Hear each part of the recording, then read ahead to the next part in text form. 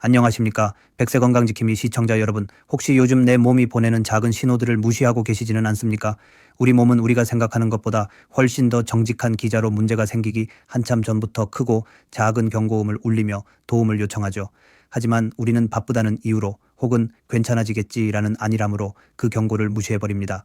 오늘은 절대로 무시해서는 안 되는 몸이 보내는 치명적인 위험, 신호 3가지에 대해 말씀드리겠습니다. 히포크라테스는 음식으로 고치지 못하는 병은 약으로도 고치지 못한다고 했지만 저는 또 다른 중요한 명언을 떠올립니다. 바로 몸은 스스로 치유할 힘을 가졌으며 당신은 그 소리를 들을 줄 알아야 한다. 우리의 몸이 아무리 스스로 치유하려 해도 우리가 그 소리를 듣지 않으면 결국 큰 병으로 이어질 수밖에 없습니다. 지금부터 3가지 신호 중 하나라도 해당된다면 오늘 생활 습관을 점검하시기 바랍니다. 첫 번째 위험 신호는 바로 만성 피로입니다. 하루를 열심히 살았으니 피곤한 것은 당연하다고 생각하기 쉽습니다. 하지만 아침에 일어나도 개운하지 않고 주말 내내 쉬어도 회복되지 않는 피로가 6개월 이상 지속된다면 그것은 단순한 과로가 아닙니다. 이는 몸속 깊은 곳에서 염증 반응이 지속되고 있거나 스트레스 호르몬인 코르티솔 분비에 문제가 생겼다는 강력한 증거입니다.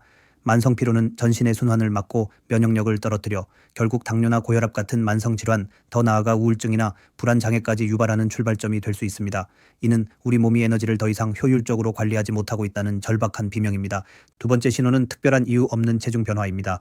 다이어트를 한 것도 아니고 식사량이 크게 변한 것도 아닌데 몇 달 사이에 체중이 급격히 늘거나 혹은 줄었다면 경계해야 합니다.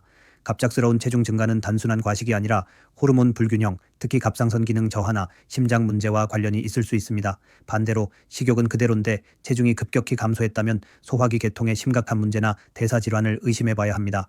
몸무게는 우리의 생활 습관뿐만 아니라 가장 예민한 호르몬 시스템과 대사 시스템의 상태를 반영하는 바로미터임을 기억하십시오.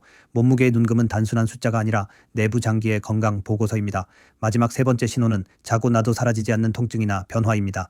어깨 결림이나 허리 통증은 현대인의 숙명이지만 며칠 쉬거나 가벼운 스트레칭으로도 해결되지 않고 특정 부위에 지속적으로 머물러 있다면 이는 단순 근육통이 아닐 수 있습니다.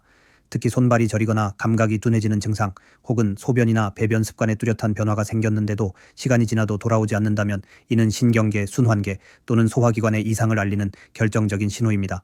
몸의 작은 변화가 고정된 문제로 굳어지기 전에 반드시 전문가의 도움을 받아 그 원인을 찾아내야 합니다. 잠깐의 불편함으로 치부하고 넘기면 결국 평생을 안고 살아야 하는 만성질환이 될 수 있습니다.